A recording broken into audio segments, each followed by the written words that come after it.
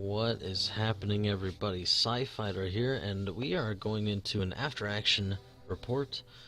This is a game out of the Vassal League, Season 7. And we're going to be looking at SGCalgary versus Sir Charles. They're both in Corellia, which is up in the core worlds, the top tiers. Aside from the top most elite 10 players that are in Coruscant, Corellia's in the core worlds, and that's just the upper echelon of the groups of divisions. And so we're just kind of going to go through. This is previously played. They're not playing at the moment, so we're just going to step through the Vassal logs, see how it goes. I haven't seen any of it. I kind of want to blind run myself through it and get my impressions and everything, and we're going to go through it together. So yeah, let's get to it. So while everything is kind of loading up, rocks are getting placed, things like that, everybody's deciding initiatives, we can run through the list here. Sir Charles is running Lulo Lampour, if that's how you pronounce it. Heroic and Crack Shot on her. Temin Wexley, Composure, Integrated S-Foils, Jess Pava, BB-8 Astromech and Integrated S-Foils, and Lieutenant Bastion, BB-8 Astromech and Integrated S-Foils.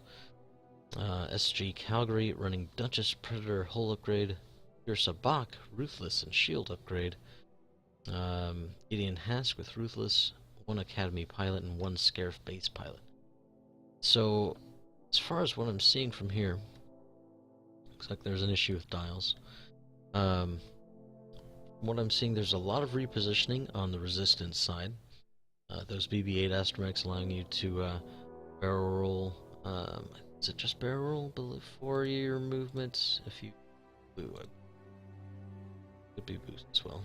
Here, just a barrel roll. So you get 2 charges, or you execute a blue, you can perform a barrel roll. So now that's giving access to boost and barrel roll for those X-wings anytime they want it, until they spend those 2 charges. So you don't have to be flipping your S-foils back and forth to accomplish that, which is kind of nice. You don't sacrifice that die, potentially. Right. Alright. Dry throat today.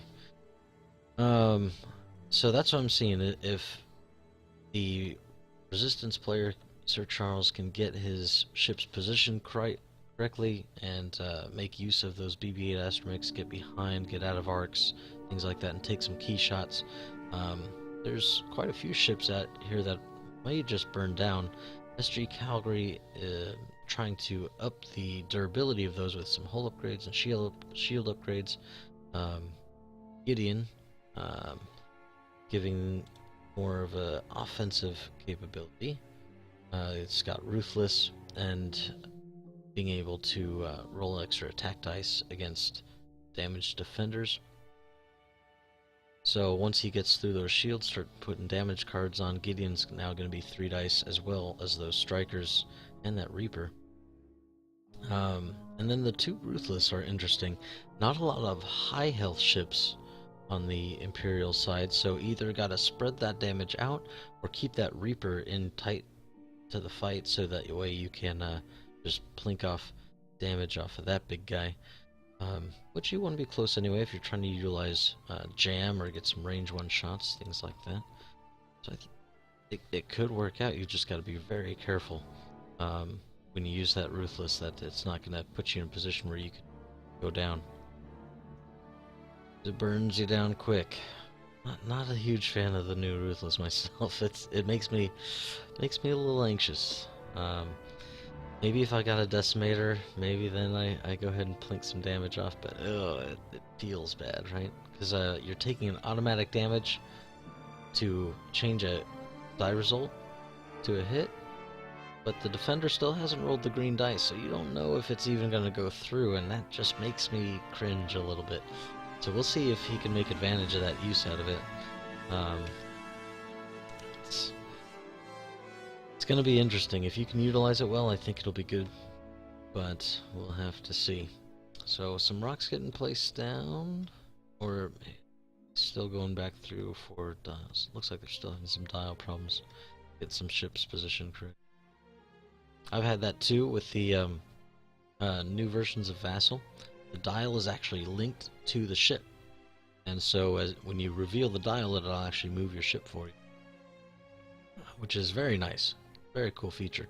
But if something happens and you misplace a dial or something like that, now if you spawned a new dial, it's no longer linked to that ship. So what I've done in the past anyway, because I had a game where that happened, was if you just spawn your list again, it'll spawn you a new set of ships, set of dials. And what I did, I just moved the old stuff out of the way, and then popped up the new stuff, and it's all linked together, and it works just fine.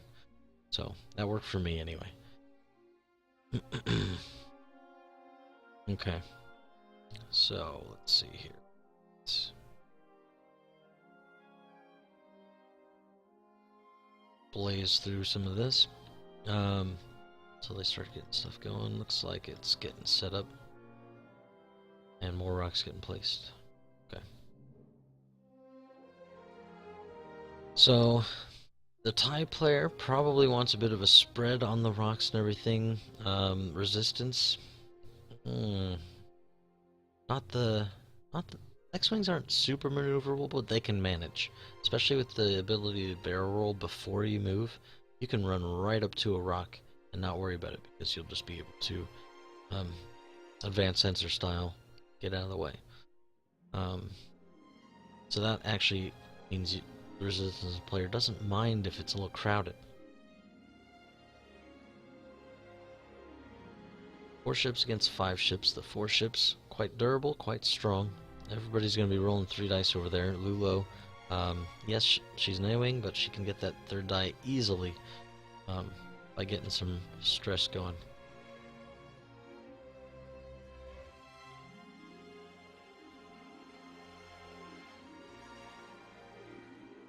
I haven't played much of the Reapers myself, and now that they're on a medium base, this makes me a little wary myself. It needs a little extra practice, a little finesse to know what you're doing with those medium bases. Kind of messes with your range control, things like that sometimes, and your formations at that. And it looks like SG is setting up in fairly tight formation. Keeping everybody together, just those strikers, but they can easily dodge around that rock that they're facing. Everybody else can just slam on straight. So, looking at how everything is shaking out, I would think that SG, set the color here. I would think that SG, I think I'm off on my paint. Second. Properties. Select the region. That's good.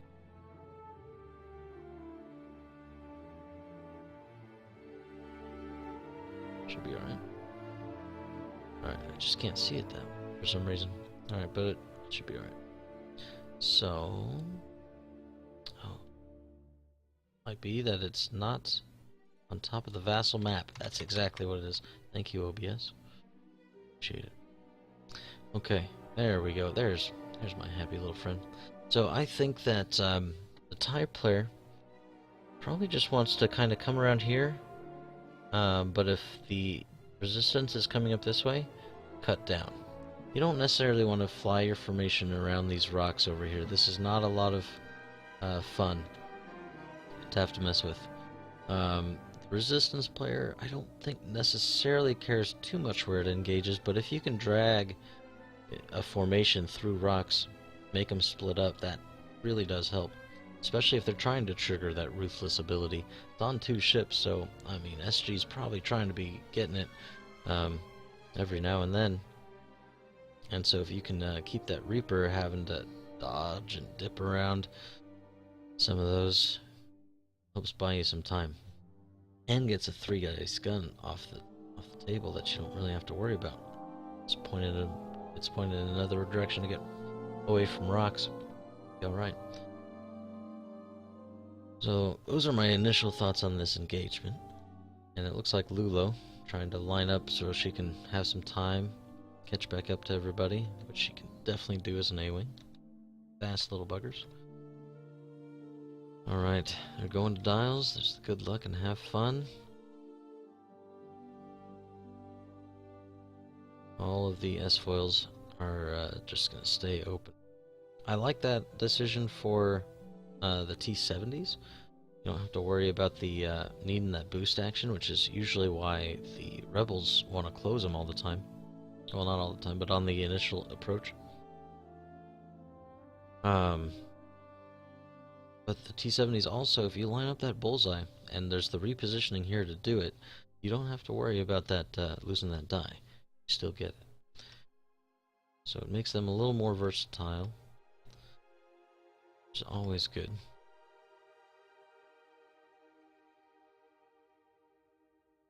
Alright, dials are down.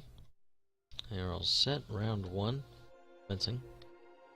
Let's see where everybody goes. Right. Actually, with the Reaper doing a bit of a boost with the ailerons and then a sloop, so he is definitely probably going to move the rest of his guys. Just stick to this area. This is a nice area for those ties to stay in a good formation. You'll have to turn around quite a bit, and you'll be taking stress for that. But if you can get good engages, that's probably going to be just fine. So I kind of like that.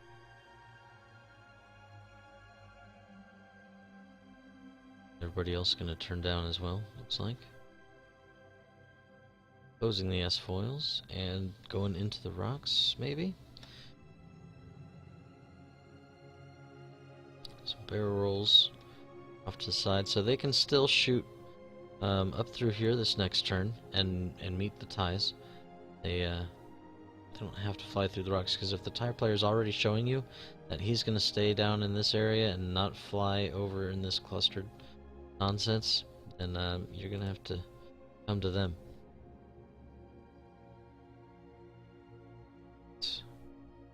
Got a collision here. Your Sabak. Probably not the worst thing in the world. Your strikers, if that's what he's going for, be flanking pretty easily. Bump, yeah. So he's trying to come in from different angles, which is a good way to go. There's no reason really to keep those strikers with the TIE fighters. You're going to struggle to keep them together in a good formation and get those arcs all pointed on the same thing. So those ailerons kind of mess with that.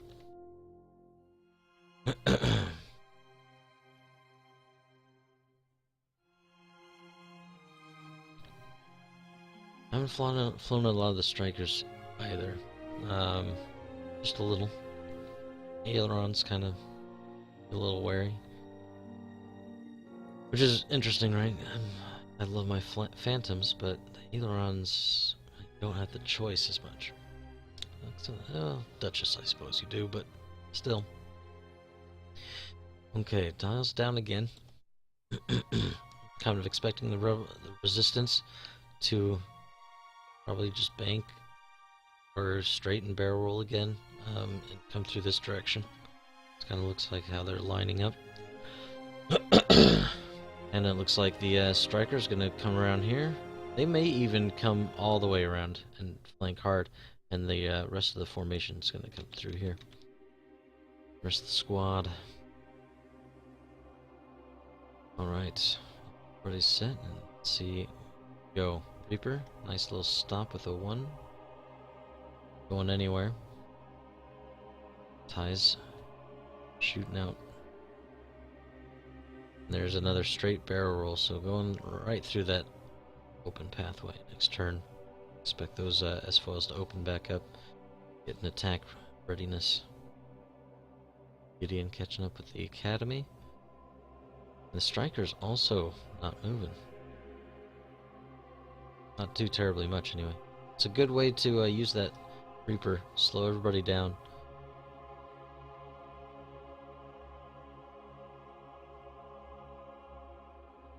Uvo coming behind the pack. Just meeting up with Sabak. And the bump kind of getting them off kilter a little bit, so they can't make the same approach. You'll have to watch your turns, but still should be okay. little bit of a gap between them, so that'll help. Alright. Alright. Yeah, so resistance probably slamming right through those rocks. The ties could get caught if they're not careful. They're gonna get caught all by themselves. Yeah, you got 3 green dice, but green dice are fickle. They're not your friends. You do not want to trust them. It's nice when they show up, but not something you want to try to count on.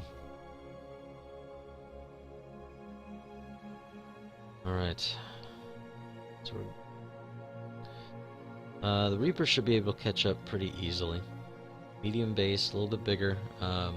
Slow down the ties, and then make a hard turn in next round. You do just fine with that. And then the strikers with that one bank and a hard turn. They'll be in range 3 at the very least if the X-Wings just go full throttle.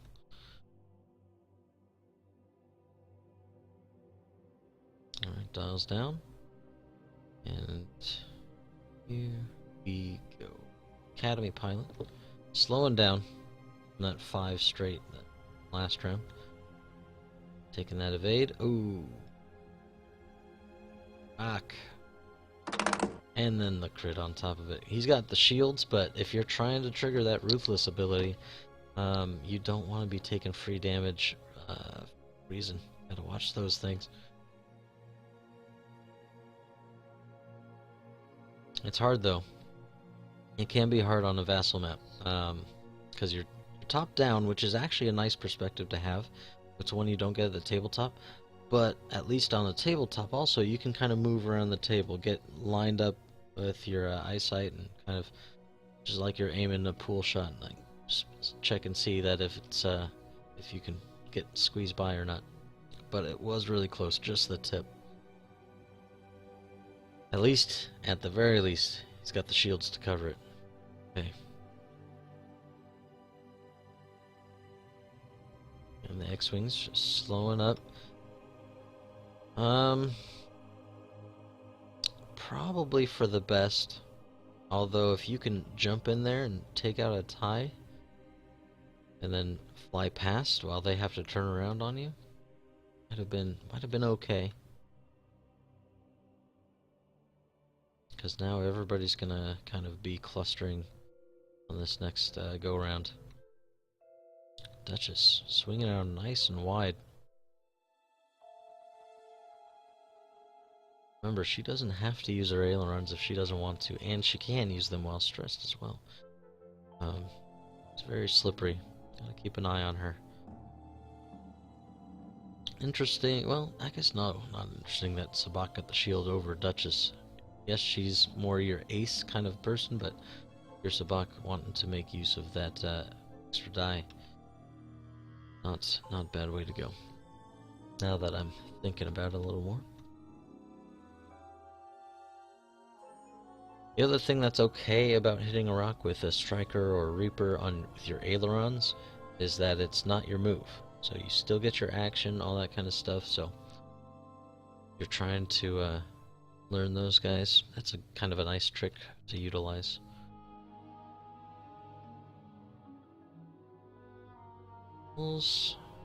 Through round 3. Let's see here.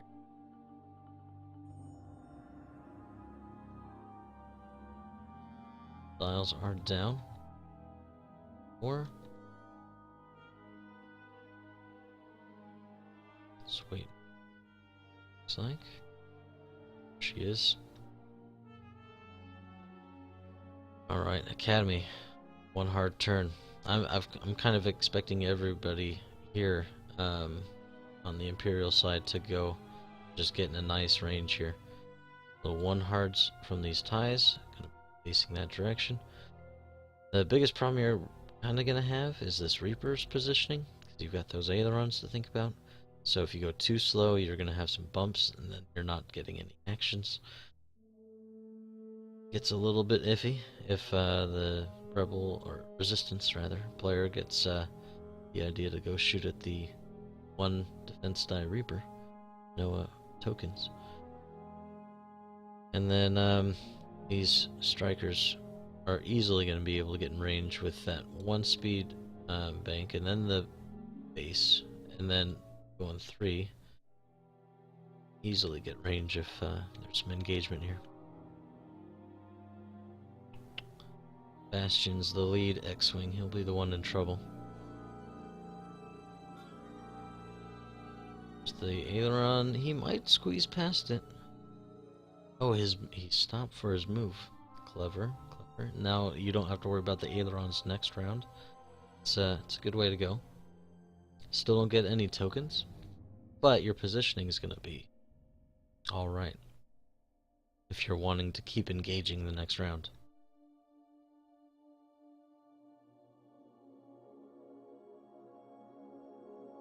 Everybody jumping on through. Temmin, if you're unfamiliar with Temmin Wexley, he gets to perform a free boost after his move if he goes 3 or faster. And so a good trick that you can use with the composure and everything is to utilize that free boost, fail it, get your focus action for free, and then you can take a target lock on top of that or something else if you need to.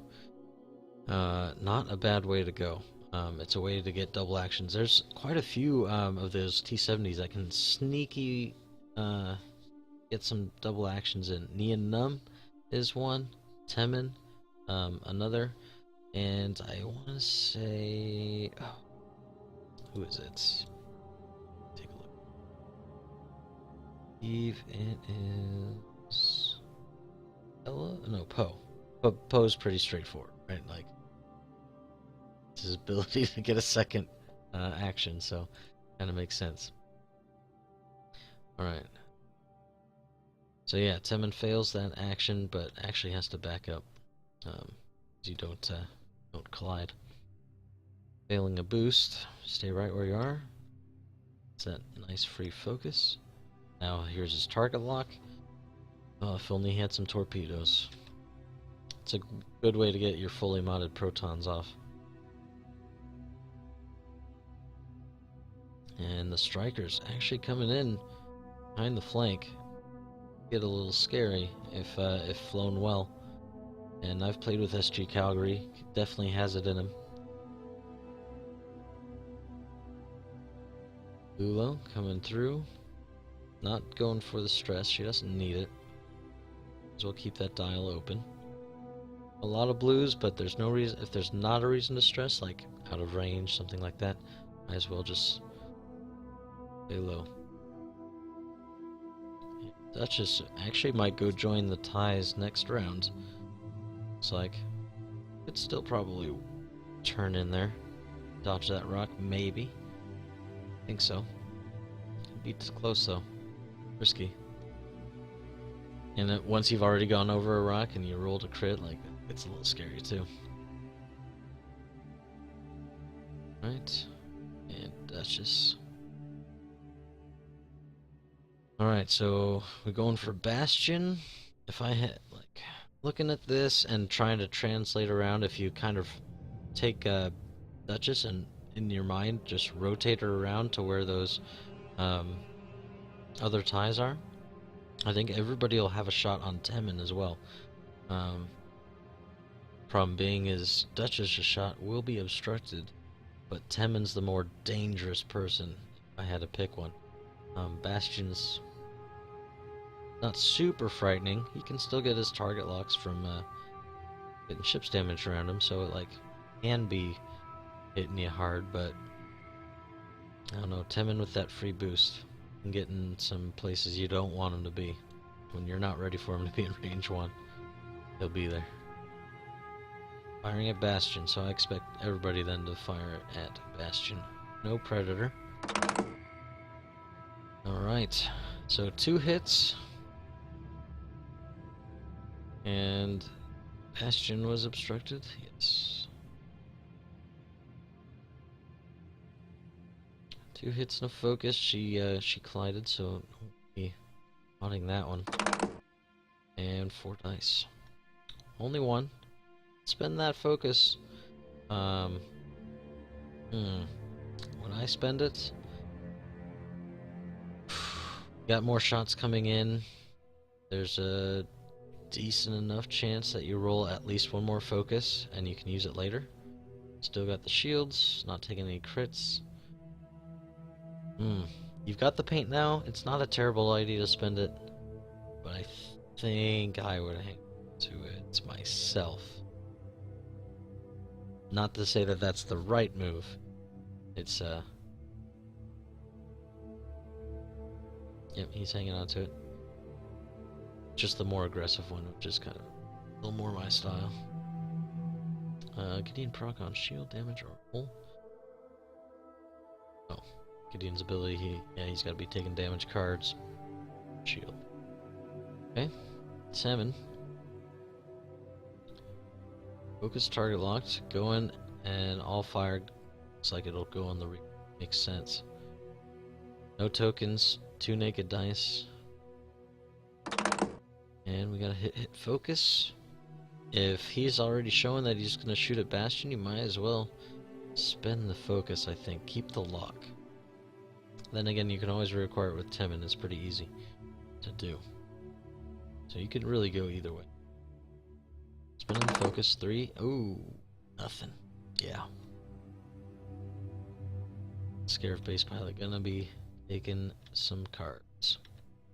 No crits though, so that's beneficial, but also now are you really gonna want to be triggering Ruthless off him? Is that half points also?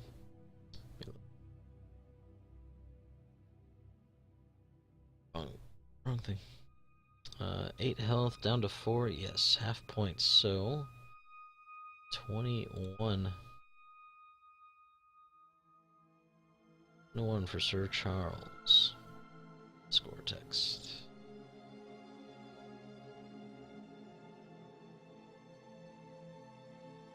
Ooh. But yeah, now your Ruthless ability is kind of like, I don't really want to trigger it off anybody at this point. Your ties are too low of hull, even when they're full strength to do it. Now your big Reaper is also down in the dumps. No shot there for Piercebach. That's your damage dealer right there. That's your big strong guy. Not shooting, it's not good. He'll be shooting next round for sure. Still. Hopefully, we remember to take the rangefinders away. They don't stick around. Alright. Oh, Bastion getting his free target lock. Triggering off the damage. A little late, but your opponent's good with it. Might as well.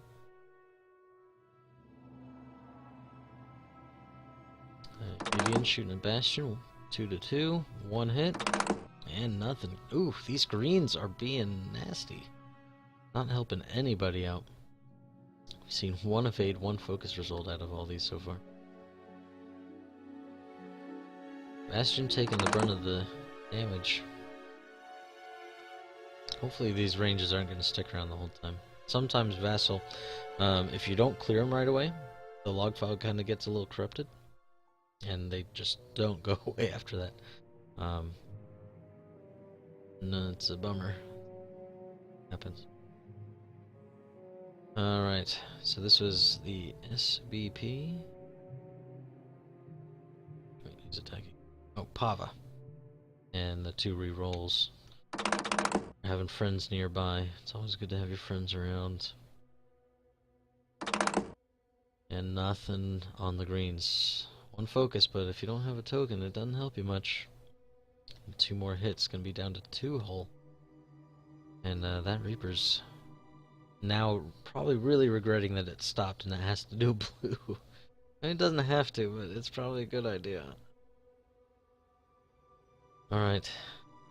Get in, jam somebody maybe.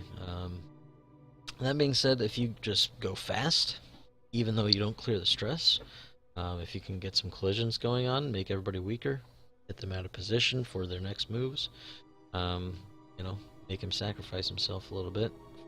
Pause. And Bastion round 2, or range 2.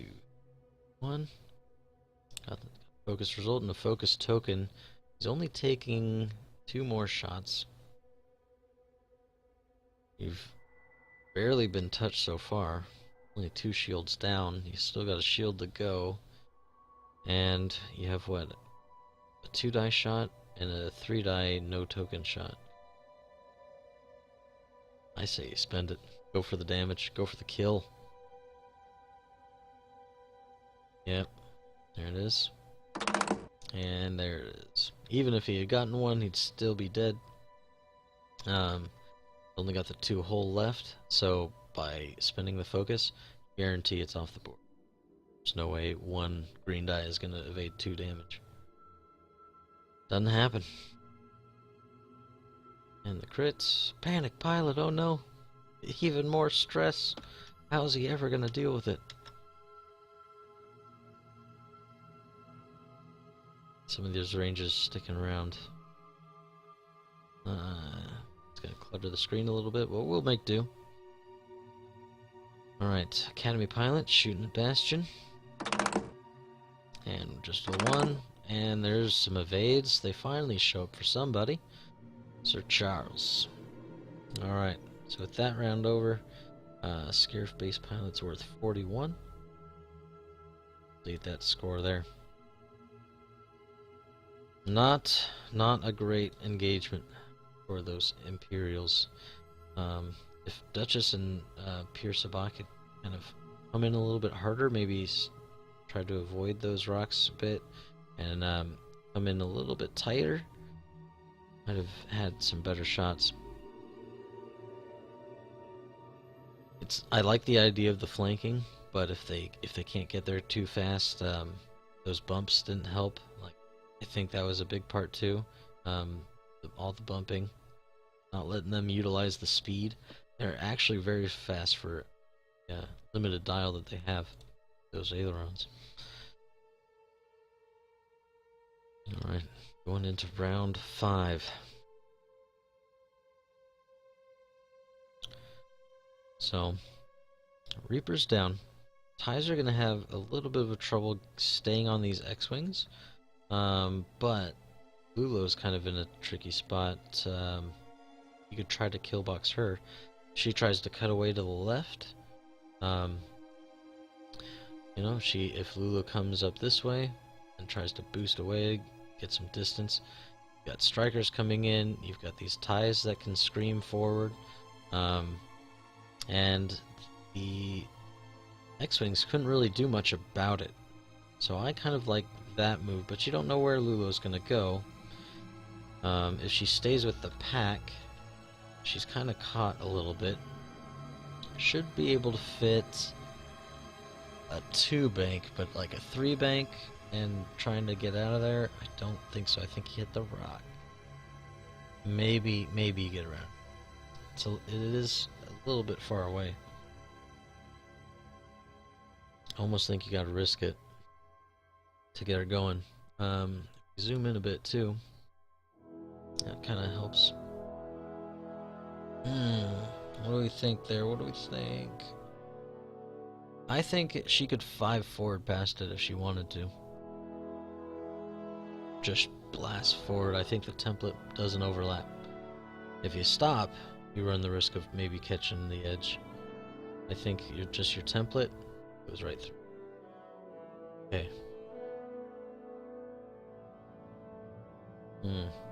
So yeah, if SGCalgary can get a kill box going before the best, try to get something, taking some damage. Bastion, yeah, took 2 shields, but it's not enough. Not for not a good exchange for a Reaper. Luckily, no key upgrades or anything. You're losing the coordinate, you're losing the jam, I suppose. Ultimately, mostly the red dice is what you're missing off there. And the ability to Ruthless, because the remaining ships are all low hull. You don't want to utilize the Ruthless.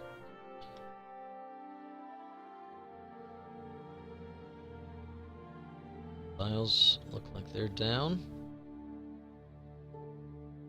The X-Wings, You can go for the K turn. Problem is you can get blocked. That'll kind of stink. Where do they want to be going? Maybe turn in on Sabak. Some 2 turns. If you need to, you can barrel roll somebody. Get them away from rocks. But that wouldn't be a terrible way to go. Get the biggest damage dealers off the table.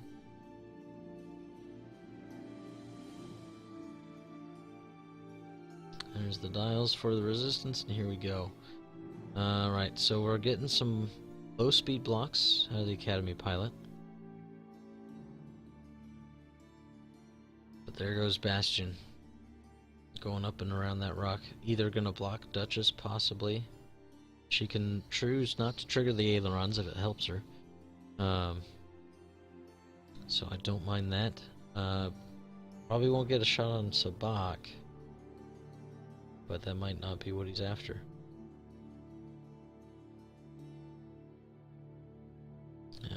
Jessica Pava with the bump.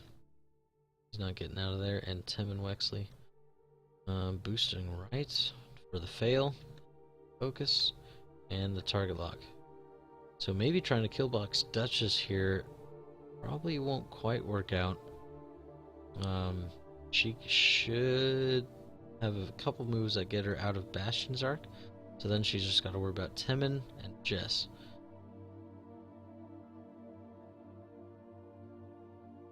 Gideon Hask.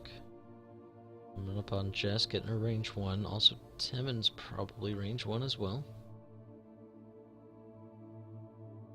Sabak going forward and out of there. Duchess. Gonna get caught. Trap. Not be good. Ooh, Sabak. Nice shot coming up on Lulo. Boosting away. Getting this. Yes. I don't know if I would boost away.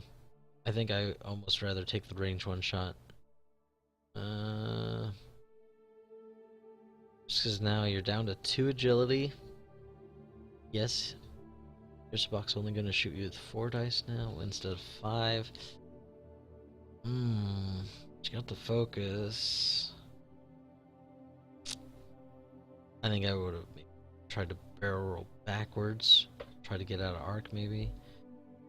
I don't think you need to press the issue and engage those ties. Already ahead. It could get ugly, which could be very good for SGCalgary. Sir Charles has to be a little bit more careful. Doesn't want to throw away the lead he's just gotten. Duchess with 2 turn. There's the bump. So only going to take 1 shot. So that could have been a nasty spot for Duchess to be in, but I think she made the best of it. It was a good call for the ailerons.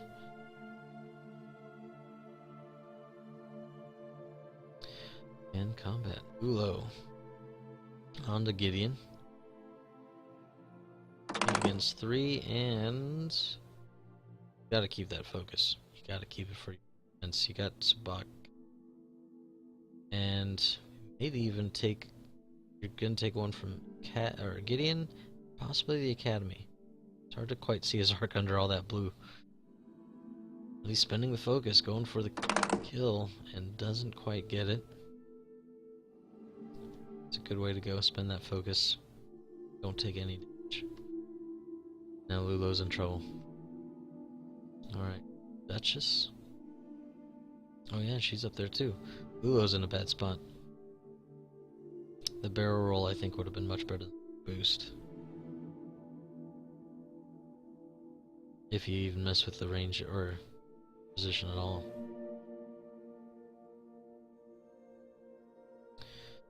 One bullseye. So, what you gonna do? On Jess, really? I think I hammer down on Lulo. If you have potentially all shots on Lulo. And there's roll. Yeah, that would have been Lulo's roll too. She's not at range 3, was she? No, she was range 2. Would have gotten a hit through. Alright, so just taking a shield. I mean, damage is damage, right? So, ultimately, as long as you hit something, it's probably not a terrible call. On Jess. Everybody's going after Jess. To me, she's not really a scary one. She gets those free rerolls if she stays with her buddies, but now that you've broken up the formation a bit, a little harder to do. Sabak. There we go. There's a nice monster hit for the Imperials. Yikes. Right. Deck weapons malfunction. Uh-oh. Is that a first edition? Standard deck. It's a first edition card. Whoops.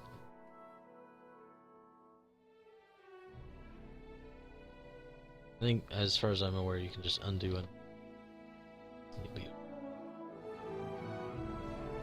Or you can just click and drag all of them out of there as well. Hey. No, do I need to pet you this whole time? I don't think so. Alright. Get some undos. On the deck again. And a direct hit. Ugh. Ugh. Would I take that over a weapons malfunction? You're trying to kill somebody right now. It's probably better. It's probably better.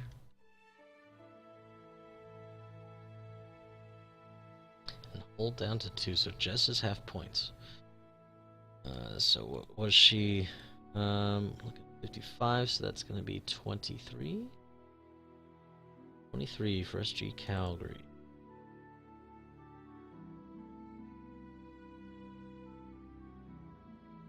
Alright. Good shot there, Sabak. Good shot. You gotta start pulling your weight. You're the big man on campus now. Gideon. Going on Jess. Jess is now damaged. Gideon gets the extra die and range 1. Ooh. Woof. Actually triggering Ruthless. I mean, you need all the health you can get, but she's down to 2 hull. Down to 2 hull. You can pump through. That allows you to... She'd have to ace her roll. She'd have to get natural evades on both dice to live. It's probably a good call. Probably a good call. Enemy pilot going down, and 1 blank. That's... Spend the charge for the reroll. Oh, just Pava. Doing her thing. Oh, blank to blank. Just as much chances of a blank on a green die as there is an evade. 3 of both. Only 2 focuses. And she doesn't have a token anyway. Ugh, yikes. Alright. Let's see. Academy Pilot on to Temin, looks like. Didn't quite have the shot on Lulo. So, in retrospect, you got a higher health ship off the table, and a natural 3 dice ship off the table, whereas Lulo's got to trigger it herself. Probably for the best. Probably for the best. She can deal more damage, but with the rerolls, man, Lulo's slippery. Trying to catch an A-wing can be hard. I think I had a game with my buddy. Granted, we were both slightly intoxicated, but it took me forever to get that stinking thing, man. Alright. Academy on Temin. 3 hits coming in, and he got his free focus from his failed boost. What a guy. Okay, just taking 1 shield. This turned things around a bit. That was a good round for the Imperials, definitely. Come back. Not taking the lead, but... Oh, actually... We are taking the lead because Jess is destroyed, so we're up to 55.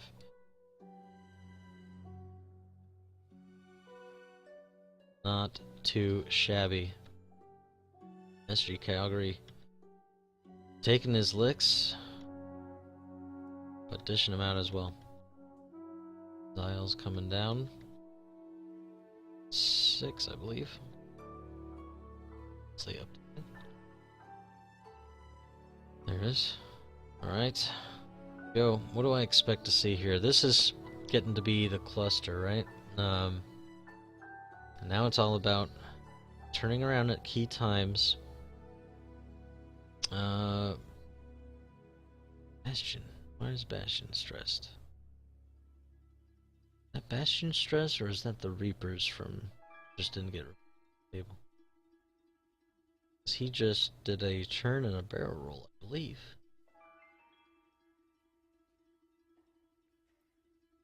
What's his actions? Let me have Bastion. Let me see. He might have focus barrel rolled, and that would have done it. Okay. Because his wings are closed. Yeah, okay, that's probably what happened then. That must be his. So he does have to do a blue.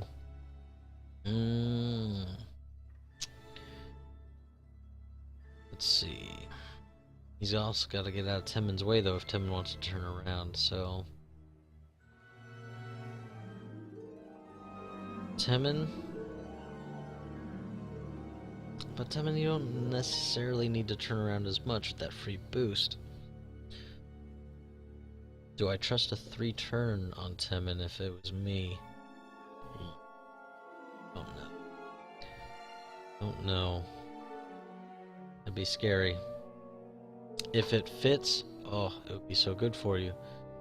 But if it didn't, you'd be in a bad spot. That being said, who could really capitalize on it?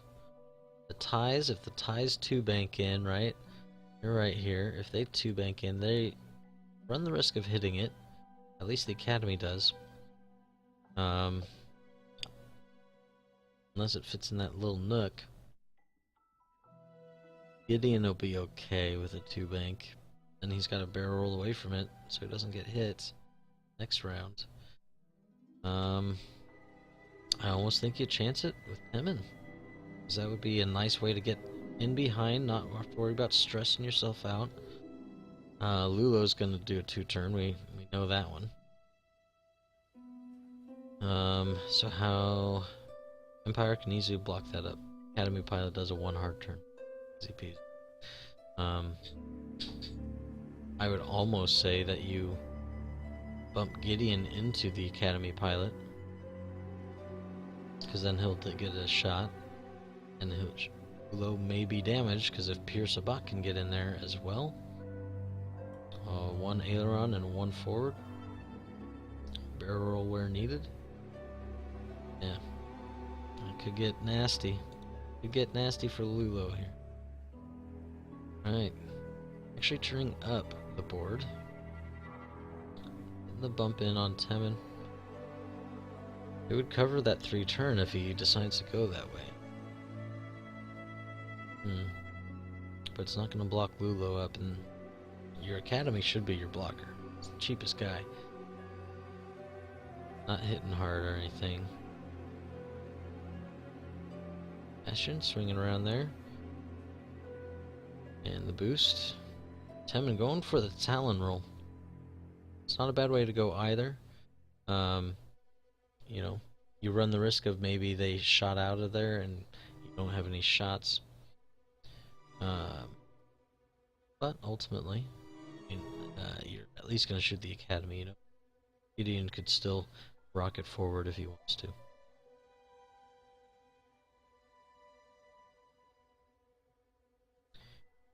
One turn from Gid. Bump as well.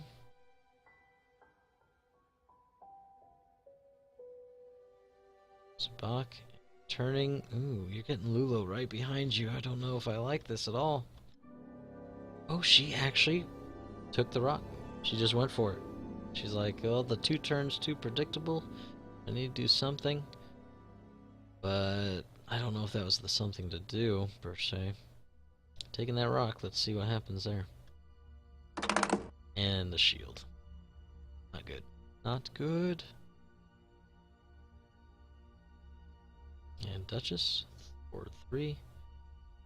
Not shooting, but in a relatively safe space. Well, most valuable targets, I would say Lulo and Duchess. It's technically Pure Sabak right now as your most valuable piece, but that will change as soon as he takes the damage and starts getting limitations on that die. Then all of a sudden the maneuverability, I feel, is way more better. Way more better. Alright, 4v2 on Temin, Pure Sabak, and 3 natural hits. Going with the Ruthless, taking a hit off of Gideon. Gideon might die here. He's only down to 2. But you got 4 whole hits on Temin Wexley. As long as he doesn't, he misses him. Or misses his greens. He might be the right call. And 2 blanks. Ugh. All these shots are really just whacking people hard. Alright, shields down, hold down, half points on Temin. Just gonna see 55, so 20. We'll wait till the round score then. It's gonna get way too much math when I round up and then I forget to round it down. Alright, let's see here. Gideon gets his ability off, so he's gonna be rolling 3-4 dice as well. Ooh. It's a nice squad. It hits hard when you don't expect it to. 2 hits. It could be enough, technically. It doesn't have any upgrades or tokens. But 2 natural evades. Did it. Whew, yay! That's Sir Charles. Alright. Now the Imperials. Let's see what's coming to them. Lulo's out. Temin. Range 1 on Gideon. That's probably the shot to take. I mean, you could chance getting Pure Sabak, but you're not going to punch through enough that you're negating his ability. Maybe, so you probably just blow up the time. 4v3, 2, which is technically all you need. But there's 2 evades as well. Cancelled out. Not good. It's turning around for SG very nicely. And on Bastion, Academy Pilot, and there's the evade. Didn't expect it to go through, but you never know. Dials, back to them dials. Okay.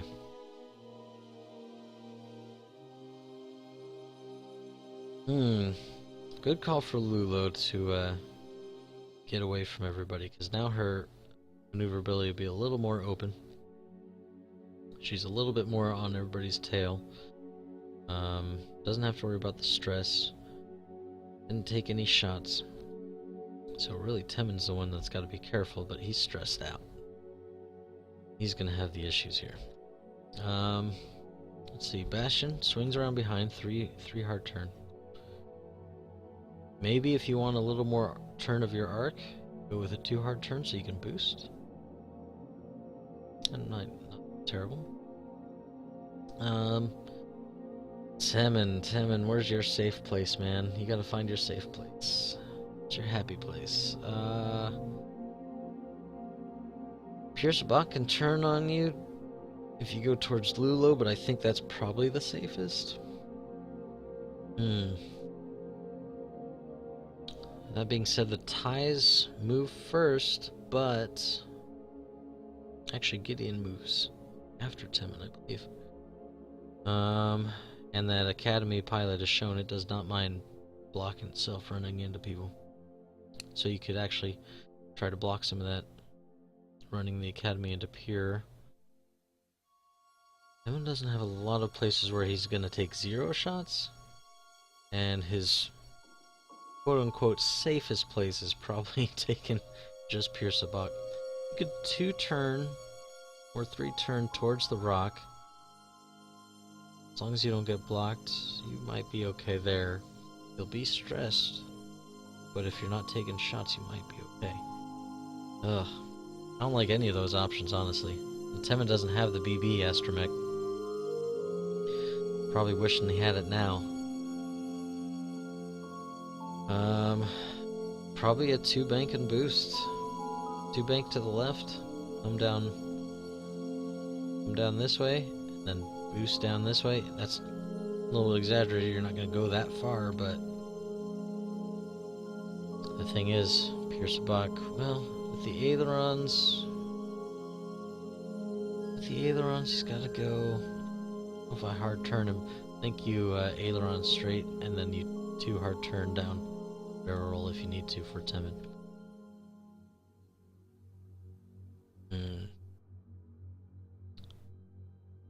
Interesting. We'll see how this kind of shakes out. It's kind of been working so far to kind of have all the ties point in different directions, but that's just because your natural results are coming up very well. Can't count on that. So we'll have to see. Dials coming down for the Resistance and the Imperials. Just waiting on the Lulo, looks like.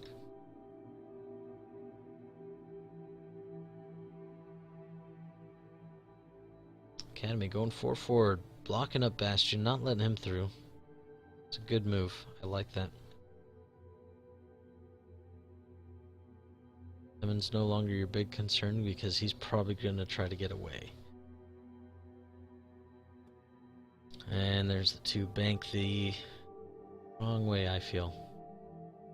Well, Pierce Bach's got his ailerons to worry about. So he's still got the option of like doing the aileron bank left and then a sloop. Yeah, still no mods, but hey, it's 4 dice to 2 dice, like, and the reds are better than the greens as far as results go. I don't know. I don't like that position. But Gideon actually blocking what I was just saying. I think. There's the hard turn and barrel roll. No barrel roll. Okay. I don't know if Sabac's got arc. If he does, great. Zoom in here. Was that a good call? That is close. He might have this edge though. It's possible. He's got to be certain of it though, or else I would have barrel rolled myself. Guess you risk the shot on Sabac, and that's maybe not worth it.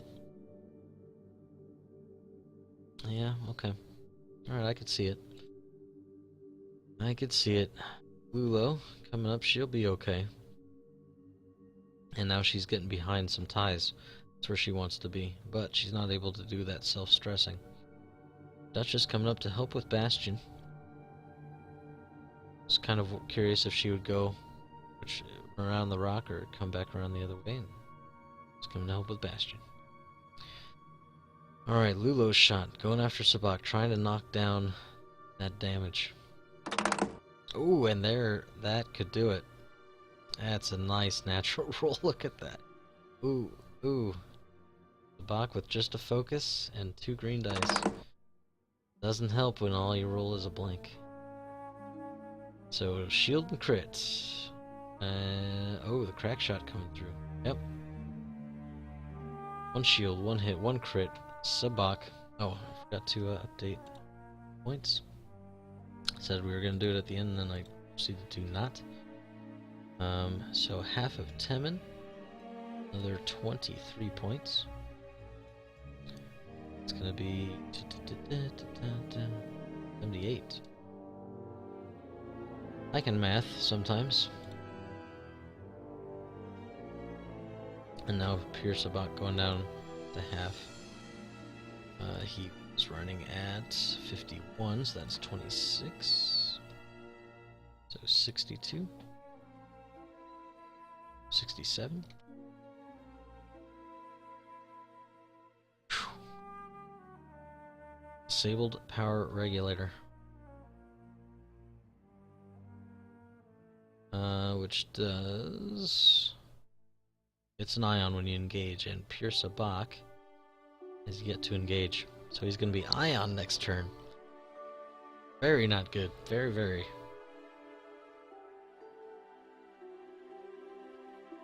Duchess going after Bastion. 2 hits and a focus. Do you spend it? I would. I think I would. You got 5 hull. You got the hull upgrade going for you.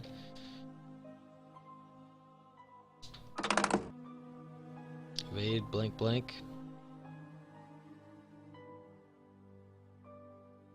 1 shield. Demon. On to Duchess. Hit crit. Alright. Maybe it was good to save it. Again, I'm a little bit more of an aggressive player myself, so when I say, like, I think I'd spend the focus, it's because, one, I'm afraid that I'm never going to roll another focus result on that round, and I'll lose it, because that happens a lot. And then, 2, I'm wanting to punch that damage through, usually, my lists. Unless it's Echo. I'm running Echo. No, I need to survive. Hit crits, 2 evades, and the focus result. Duchess made the smart move and did not spend the focus on the attack. Made the smart move. I often don't do the smart move, so. And no shot from Pierceabach. Could have taken out Temin. It just barrel rolled. It just barrel rolled. Because you went down, you lost your ability anyway. So. Not damage yet, so 2v2 on to Bastion. Hit. Ooh. Damaged now. And down to 3. Which is... You have 3 shields, right?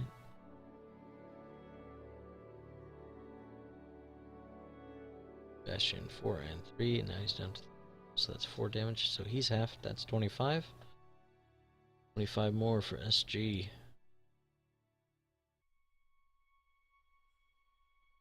$80, $92.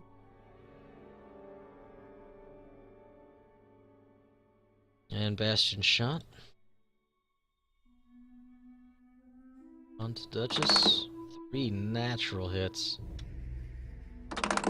And 2 natural evades. That's not a bad round for Duchess considering what could have happened to her. Especially if she listened to me.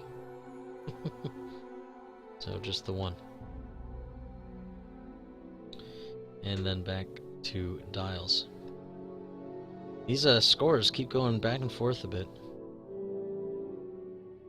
And you got Lulo's still on the verge of half points. Emin's on the verge of dying.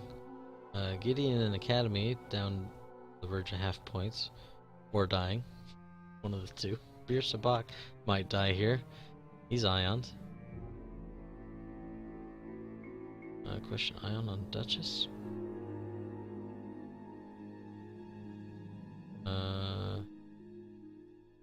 Should be on Pierceabach.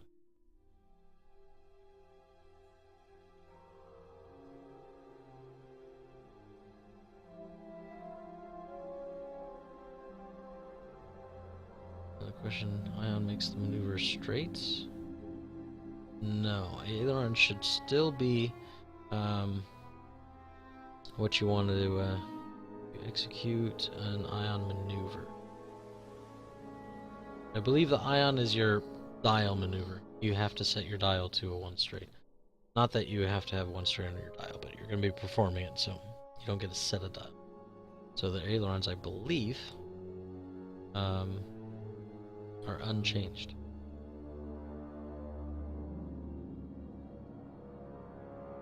Yeah, you're not revealing a dial. Somebody watching the game jumped in. One on Gideon, 1 on the AP. Ruthless.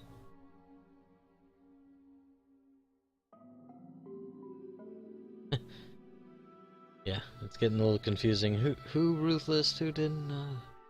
It's all around to go though. You're executing ailerons, does not reveal and get items. So yeah. So yeah, he can.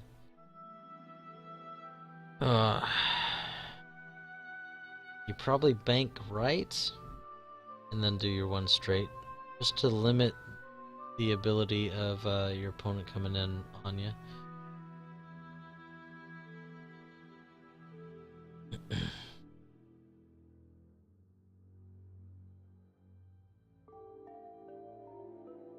Alright, sounds like they're coming to an agreement on it. I believe that's all correct.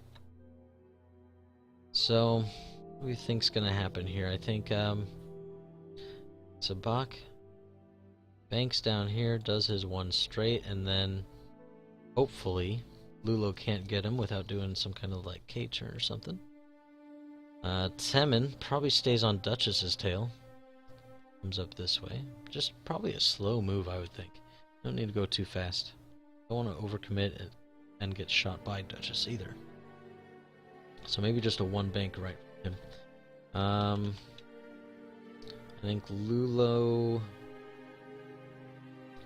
maybe you jam in after Duchess. The other thing though is Lulo doesn't mind K-turning after Pir Sabak. Gives you that extra die, lower chance of anybody shooting at you, because you'd be way up. That's probably the way I would probably take it. And Bastion, maybe just a slow roll also. Try to get Duchess. Get those strikers nailed down.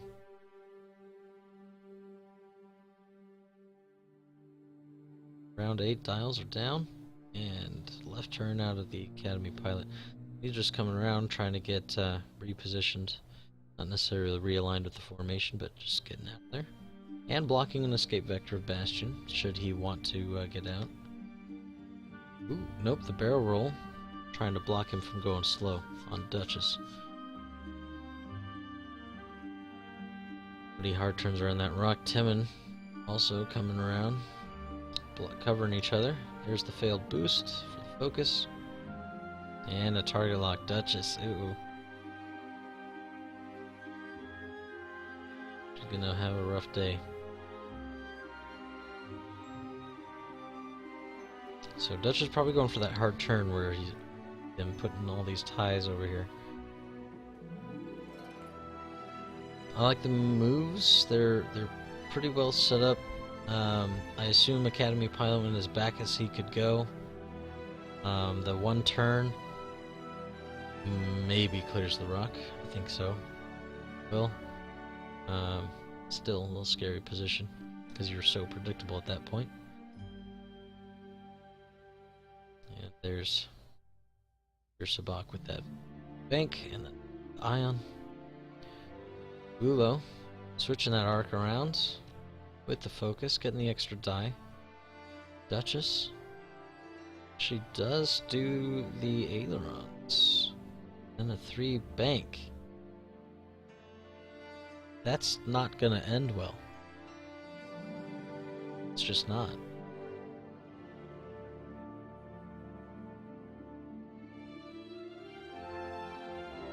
Yep, there it is. Crap. Oh, Calgary, I feel for you, man. And then an extra hit on top of it, just to really kick you while you're down. Not great. On the very least, there's a silver lining to be found. You might not get shot by the X-Wings. And Lulo turned her arc. Oh, just the one hit. Focus result. You're not taking any shots, spend it. And Pir Sabak evades. He lives. He lives. Nice job, Pir. Alright. There's good positioning for the resistance, though. I do like this. You're able to take multiple shots. Maybe even get multiple ships off the table. Going after the Academy pilot. So there's no token there. And Temin has the focus. Spent. Let's see, 2 hull, 3 dice. Let's see what happens. No token. He dead Academy. Oh, boom. Dead. Dead. He's 23? Yes. 23 to Sir Charles. The 115.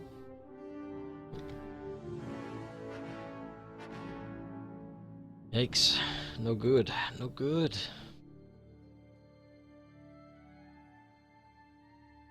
Got all these ranges just stacking up.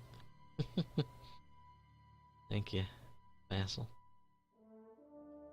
Hopefully it doesn't sound like I'm hating on Vassal too hard. It's just a bug in the system. Happens now and then. Alright, let's see. This was Bastion on to Sabok. 3v2, and we gotta hit. Focus, focus. Use the focus. Oh, you already spent it. You're dead. You're dead.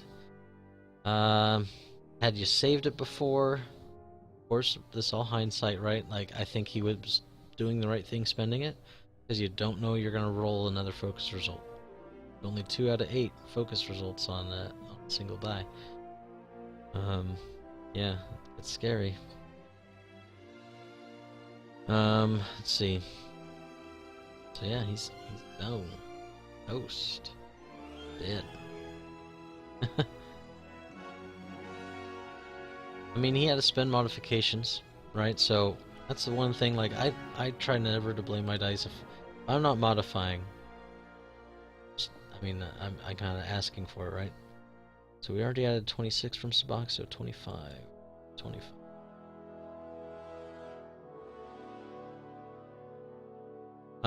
But yeah. You know, natural rolls are natural rolls. They could be anything. If you're not taking the modifications because you're self-blocking, things like that, or having to reposition, I mean, you can't count on it. But both of his shots, I believe, Lulo had mods, Bastion had mods, Temin had mods. So the only thing you're really scared of this is the 2 blank results on the red dice. And even then, Temin was ready for that. He had a target lock. Don't tell me how to fly. I just bumped a rock with my ace. And back to dials. Alright. Duchess needs to figure out a way out of this one. Here's her problem, is that if she bumps, she's taking another damage, right? So she's either got to not Aileron or bank left with it. The only way she doesn't bump. Because then you're rolling for that rock again. Won't lose your action, but it's still just not good. I don't chance that when you're behind. So let's see here. Bastion goes first.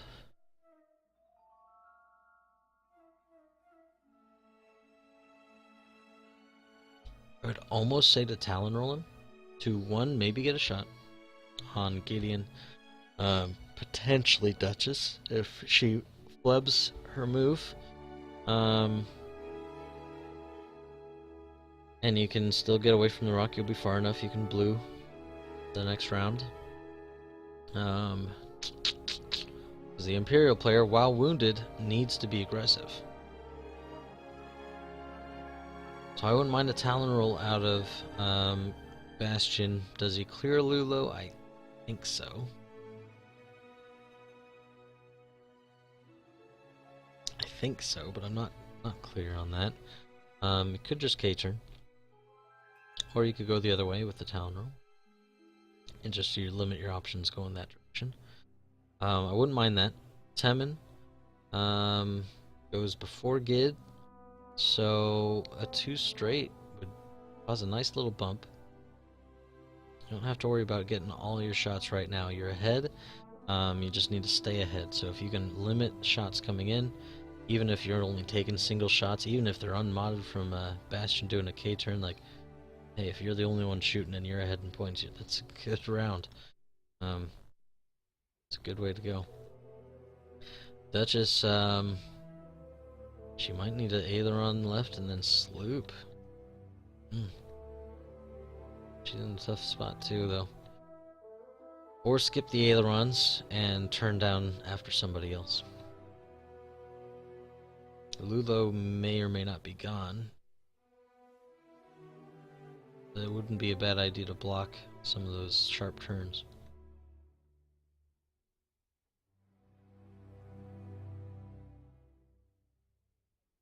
And block those ailerons too. I wouldn't mind Lulo bumping here. You could even probably do a 2 hard turn left, clear your stress, turn your arc just a smidgen, and be ready for the next round. But then you're facing the rock, so I guess I get that too. Bastion and Salmon, BB units. Oh yeah, we've been neglecting those. It's the first use. Barrel rolls and then a right bank. So he won't be shooting at anybody. He's just looking for maybe positioning next turn, maybe a talon roll next turn. Temin blocking some Gideon's moves, but not enough. That one heart is so tight. It's hard to get in there. So I would have done it too with Temin. But hey, now you get to shoot. And Temin versus Gideon, both at 2 hole. Yeesh, they might both die. They're both for initiative 4, so. Lulo, turning away, still has it arc pointed in the rear, but opening up Duchess's options. Oh. Opening up Duchess's options, not my favorite thing. So, maybe a boost to keep yourself stressed after focusing. Something like that. Yep, there it is. And your rear arc now covers a lot more area. Roll 3 dice with it. Striker 1k turn. That was, I guess you know with the ailerons you gotta choose with Duchess. That's what you're gonna do. So, while it seems like it might have been a little bit ballsy, had perfect knowledge. Good move. You're gonna get shots anyway, and that's the important thing right now, is just you gotta try to do some risky stuff and get in there. 1 hit, 1 focus. Got 2 hole and a shield, 3 dice plus the range bonus. I would spend it. But again, a little more aggressive. I mean, you're trying to get some nails in the coffins here. But not gonna kill Duchess, and you have no other shots on Duchess. So probably keep Lulo alive. Maybe save it. But he's spinning. So far, me and Sir Charles don't agree on much. I'm taking the role of Magneto. Charles and I don't get along. We don't make the right same decisions. 1 hit. Down to 2 for Duchess. Have we added her half points? I don't think so. 25. I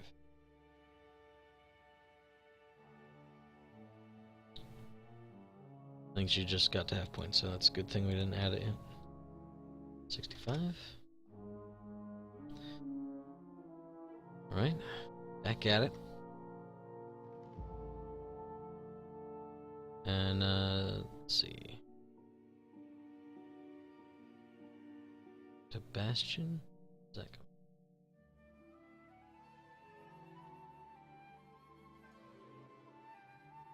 Where's that coming from?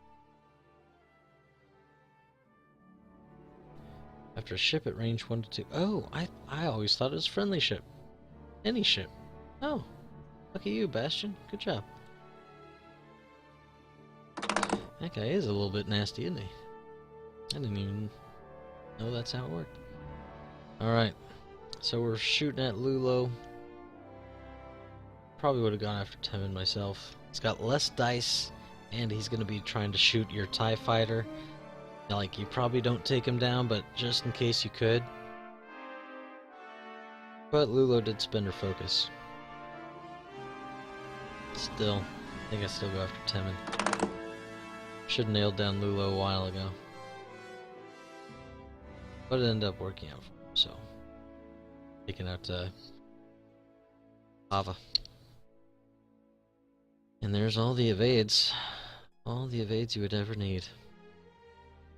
And 4v3, Timon onto Gideon. And that's probably all Gideon handled it. Hit crits. You only need to get 2 damage in. Do you spend it and go for broke, or do you save it and try to live? I mean, you don't know you're gonna roll. Got 16 sides coming up, 2 8-sided dice, 2 on each, so 4 focus results out of 16 possible sides. Chances are you're not gonna roll one. Chances are you're not. So do you spend it and take the, is it guaranteed? Not guaranteed. Not a guaranteed kill. If it was a guaranteed kill, maybe. Because then, hey, if he goes down, at least you go down with him.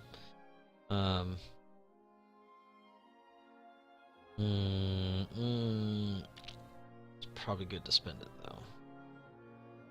I'm scared for Timon, but I would say to spend it.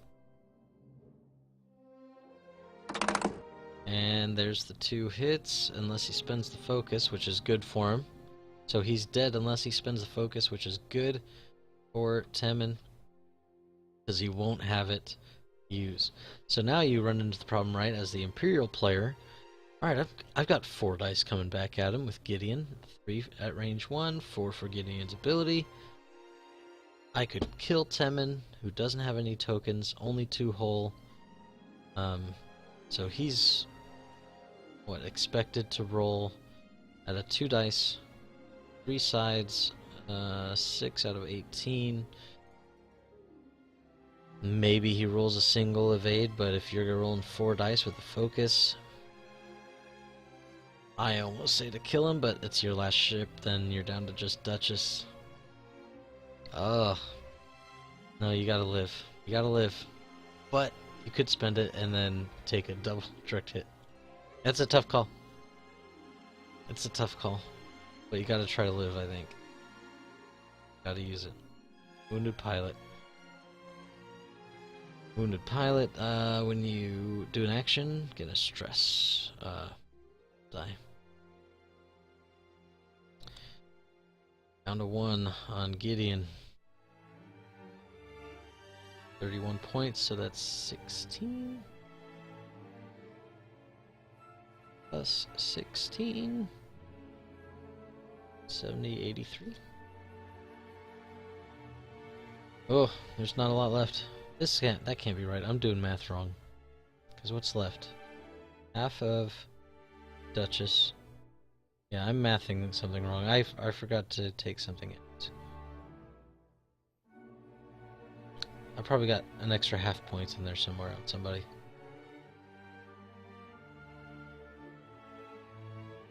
What should it be? Hang on. Hang on. We have the technology. It's often smarter than I am. We have, who's down? 41. Plus 23. Plus half a Gid. And Sabak. And half of Duchess. 20. 57. No, 25. Yeah, 25. So 156. Math is hard. School's a long time ago. Alright. I probably had somebody's half points added in and then they died and I added the full point value of the ship. I'm assuming. Otherwise I'm just terrible at math in general, which is not far from the truth. Shooting back. Alright, Gideon. This is your chance, man. Ooh.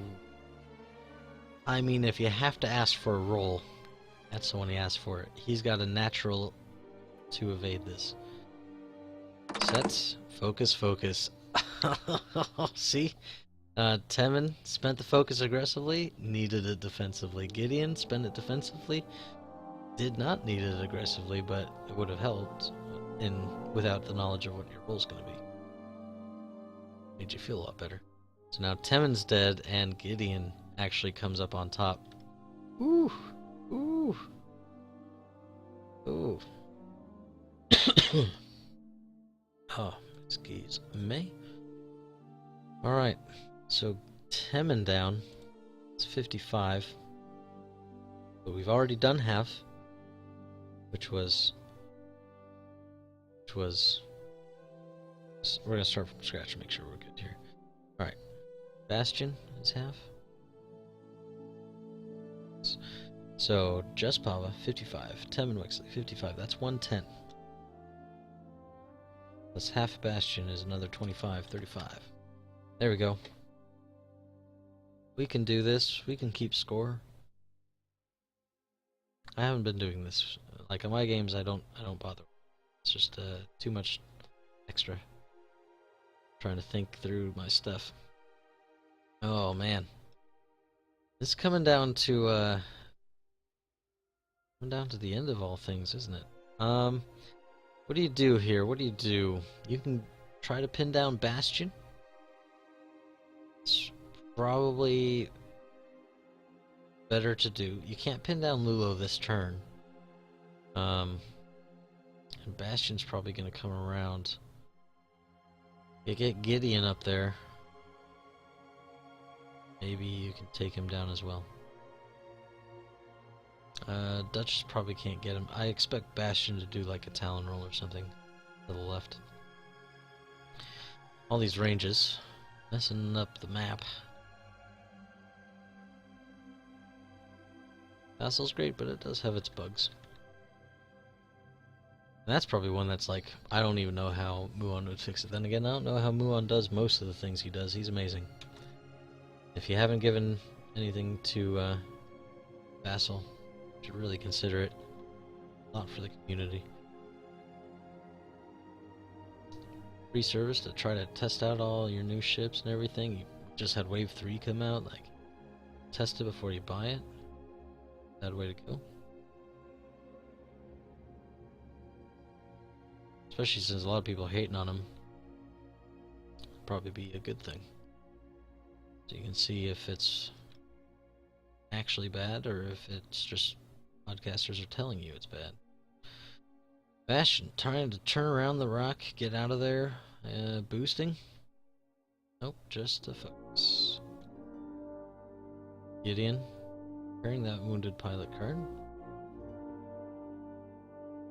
And he'll get his extra die on Bastion if he's got a shot. Bastion is damaged.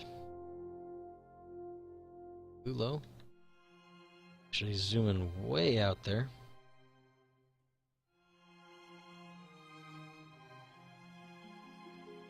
In the lead, but not by much. Half points on Lulo will turn the tide.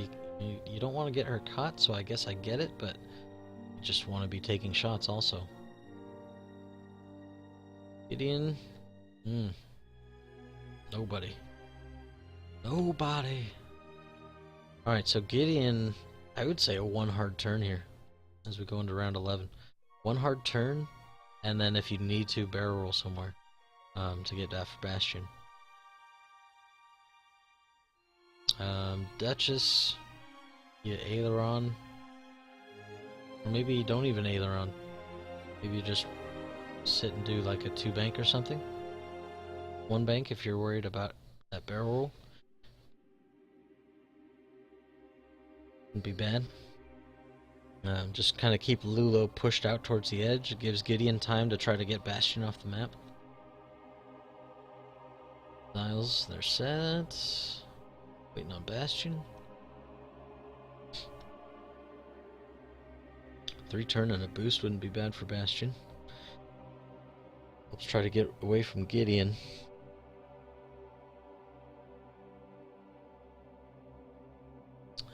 Bank right. Bank puts him farther out, but keep you in tight. You're not taking shots. Ooh. Boosting to the right for her. I guess her arc is pointed backwards, so if Duchess tries to come in hard, she'll be ready for it, and you can always 2-turn out of there. Skipping the ailerons, just doing the 2 left. Lulo.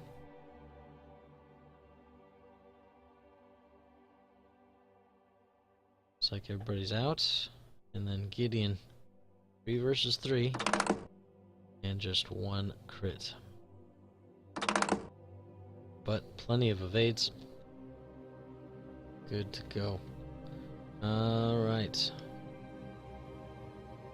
It's getting down to the wire here. You're not too low on rounds, for as low as everybody is on health. But still, you gotta think about how to kill box some of these guys. Duchess still not quite ready to come and close the net on Bastion. You know where Lulo's gonna be though. She's kind of got to 2-turn out of there.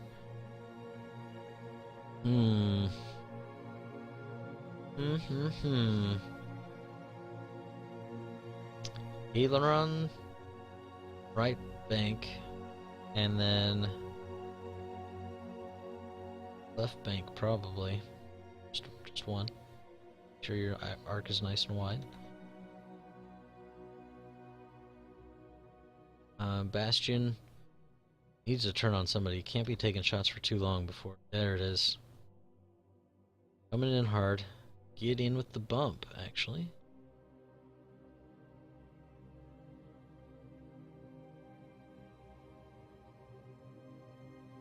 And Lulo's hard turn. Gotta clear that stress.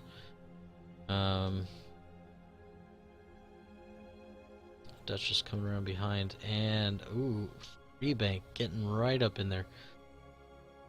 I guess they're even with well, if she had barrel rolled left and back, she probably could have gotten you, Duchess. It's ballsy. It's brave. It's gonna work out. I don't think Duchess has triggered Predator a single time. Ooh, and really would have come in handy here. 1 hit. Wow! Calgary. But, hey, you're gonna spend the focus, but she's got nothing else to spend it on, so she's good. Alright, so what do you do here? You try to close the net on Lulo. 3 hard turn from Gideon. And yeah, 1 hard turn from Duchess.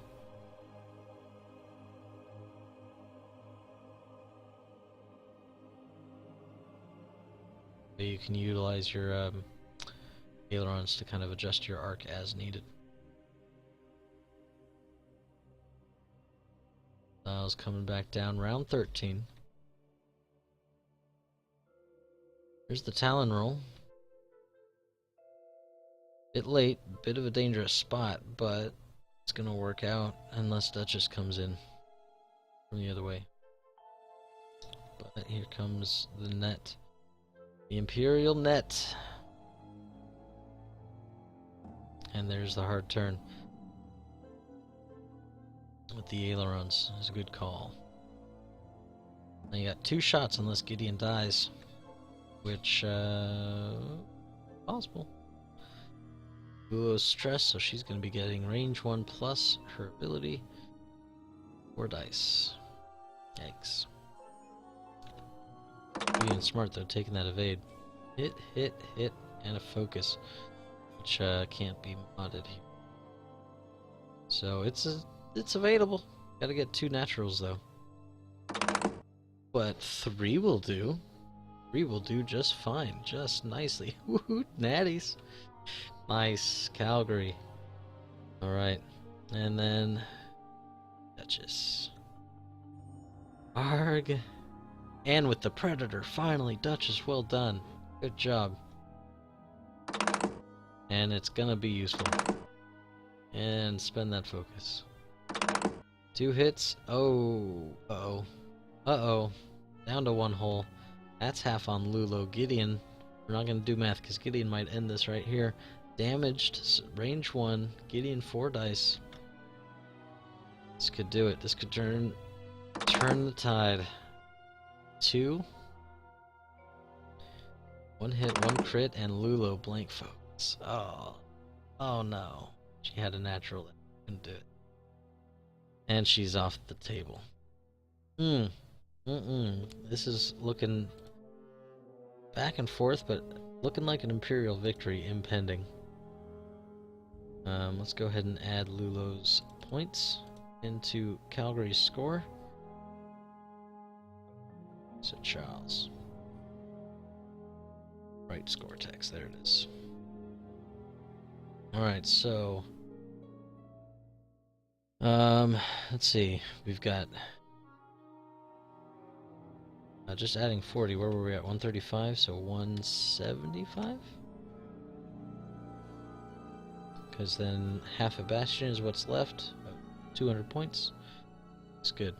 Alright. Ugh. Getting down to the wire. Round 13 still underway. Bastion trying to get this tie off the table. It's cost him a couple ships so far. Gideon's done his point value of damage. And then some. Crit and hit. Still got that focus result though. Or that evade token. So, could be alright. Just needs one natural. And there's both of them. Wow. Green's coming in handy at the end. Coming in handy. Okay, how does Bastion make it out of this? That's not a lot, actually. He's stressed out. He can't bank in towards any. He's kind of limited to one straight with a boost, but even that might not get anybody to arc. You're probably better off just doing like a one. He still has a BB-8 charge, I believe. It's probably like...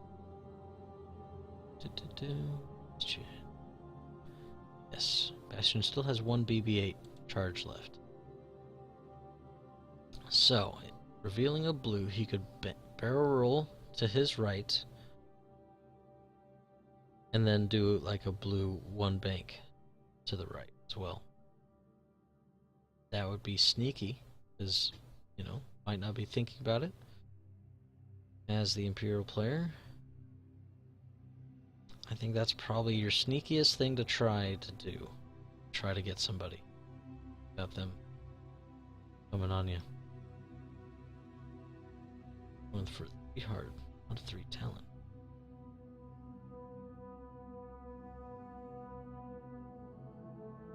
Yeah, might as well continue here. Going for MOV. Helps out. It can mean the difference between getting bumped from the division. Bank right too. No BB-8. Dangerous spot to be in. Got around the rock though, so that's good. And the boost. Gideon coming up from behind. A 2 straight is going to be just fine, I think. And then Duchess can just not either on if she went slow enough. This could be a bad spot. Gideon hard right, actually. Interesting. Everybody just kind of dodging around. Gideon probably gonna do... no, hard right next turn might be bad. But yeah, Bastion, if he had done the BB-8 move, would have been able to shoot at Duchess. Could have ended it there. At least for her. Back to dials, round 14 it looks like. Bastion here, don't really want to get all stressed, but you need to be taking shots.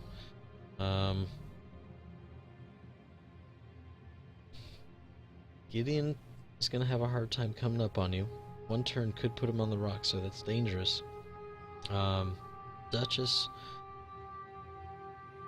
Duchess, even with a boost and a hard turn, it'd be hard to get Bastion with, if Bastion does like either a 4K or a 3 Talon. It might be the way to go this turn. Have the ability to rectify it next round. There's the Talon. Alright. Gideon, turning around. Duchess. Hard left 2.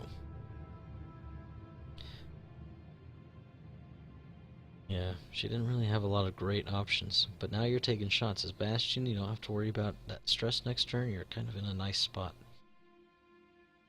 Mm-hmm. Go 3v3, hit, blank. I think you need to try to capitalize on this. I think you spend the lock. Got a 50-50. Get another hit in there. She's got 2 whole. Rolling 3 dice with an evade. You're not gonna kill her without doing it. Didn't pan out. Wasn't needed anyway. Would have been all good for Duchess no matter what. But you don't know that going into it, you know, so you gotta play the game. Game of odds, and take the risks as the player that's behind. Agree with the call, Sir Charles, agree. Connect dials. What do I think's gonna happen here? You don't want to get in too tight. You don't want to get in too close. Because Gideon can probably 2-bank towards you. Duchess can just 1 turn if she wants. Want to go kind of slow here. Either one straight or 1 bank to the left. Keep your distance.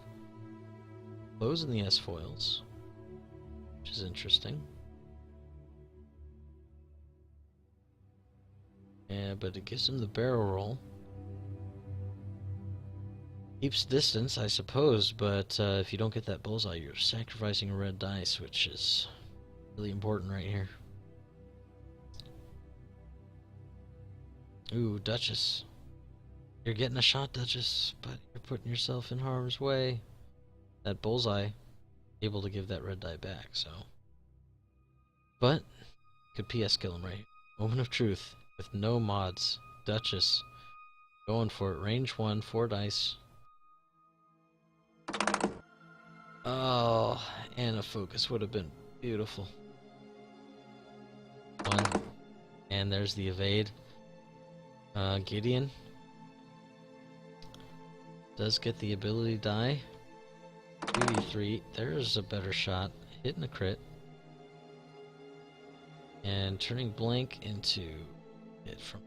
Oh, he's ruthlessing Duchess. That could do it. That could do it. Blank, evade, blank, blank. Ugh, evade, blank, evade. So taking a crit, not dead, but that doesn't feel good, does it?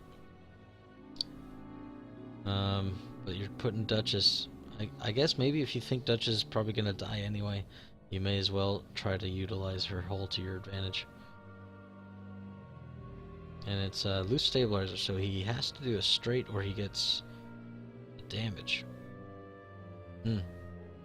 That's a bit scary.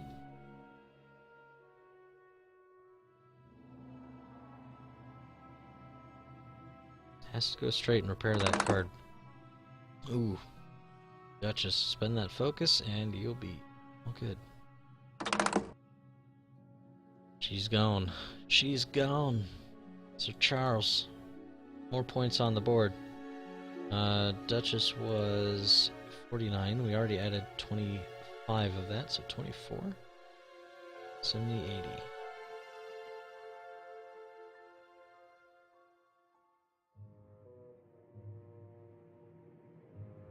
Right. Sir Charles taking the lead with that shot. Now it's Gideon on Bastion. Couple rounds left. Going up to round 19.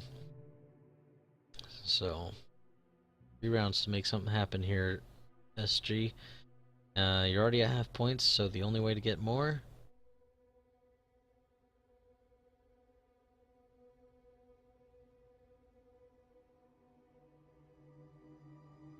What's going on here? Oh, direct hit on. He's trying to... Oh, BB-8, I think, is what he's trying to do. He's flipping that charge. I was trying to figure out where that came from. Just ended up on the board. So, changing him to open, trying to... Looks like he's trying to barrel roll. Or, yeah. With the BB-8 astromech. But he is stressed. Calgary's right. You gotta clear that before you can do the move. So probably just get PS killed as Bastion. So do you go for a block here? You're in the lead by 5 points, 5 measly points. I think you go for a block. Maybe like a 3 straight. Something that kind of blocks up a lot of options, so unless K turns on you. Or even maybe a bank move, 2 bank. I think 2 straight might run into you. Going nice and slow. No shots. Which is just fine for Sir Charles. That's what he's wanting.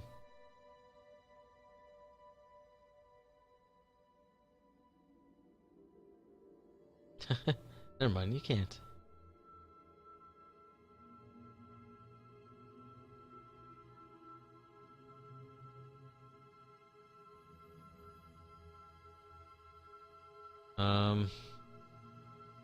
Let's see.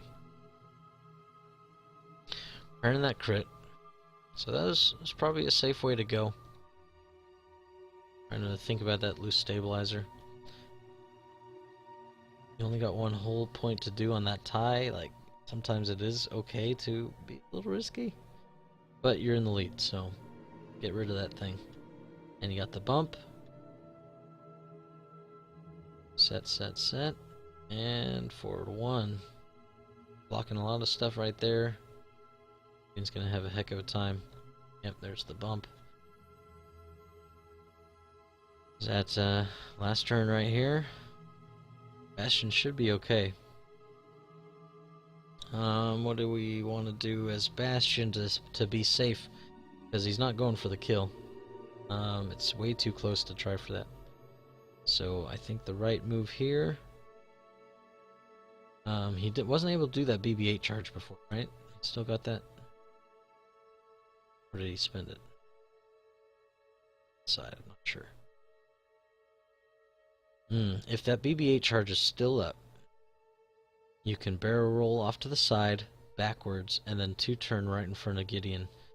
Gideon can't K-turn on you. He's got that rock in front of him. I think that's probably the safest way to go. And again, unexpected. Yep, there it is. Barrel. Ooh, actually. And then Gideon's like, no, I'm not dying. You won't destroy my tie at the end, SGCalgary. Oh, man. Alright, well, that did go down to the wire. 179 to 176. Did I get that right? What did I math wrong here? Hang on. Let me look. Bastion's 48. Bastion's 50 according to my thing. This was played a little while ago, so there might have been a points difference with this when the new wave came out. Okay. Because I'm going off Yasby today. This was played a little while ago. So we'll go with what they're saying. They're probably much more familiar with their lists. 79 to 150. Woo-wee! Scary, scary. Awesome. Well, Sir Charles, tip of the hat. SGCalgary, you were playing some from comeback from the first round of engagement there, trying to come back from losing that Reaper, and you did fantastic. If that Reaper had even gotten to get a shot off, that could have turned the tide. What a game. 79 to 150. Seemed right. But there might have been, like I said, some points changes with Yasby. I'm trying to keep score. It's a new thing for me. So that might be Bubkiss. But either way, Sir Charles with the win. So yeah, that's been an after action report from the Core Worlds in Corellia, where Sir Charles defeats SGCalgary in a very, very tight match. Some good flying on both sides, some mistakes on both sides at some key times, and some green dice just saying who lives and who dies. they make the call in the end, I suppose. Alright, everybody, take it easy. Hopefully your Vassal season, if you're involved, is going well. If you're not, look for Season 8 to start up probably around summertime, I would imagine. Um, really fun. Really, really fun. Free. Can't beat free. It's a good way to kind of test your skills, see where you're at. Vassal's a great service from Muon that he provides, so I mean, it's all just very positive. Some people don't care for Vassal too much because it's not the real table, and I get it. But as somebody who works, you know, I just worked 3 12-hour shifts the last 3 days. Like, it's it gets hard to get on the table sometimes. All my stuff's sitting right here, right here. I can touch it, I can feel it. But I can't play it really. So Vassal allows me to do that, and I'm really appreciative of it, and I think everybody should look to try to get some games in. I think it's really good for everybody. So, with that, I'm SciFighter, and this has been an After Action Report. We are out. See you next time.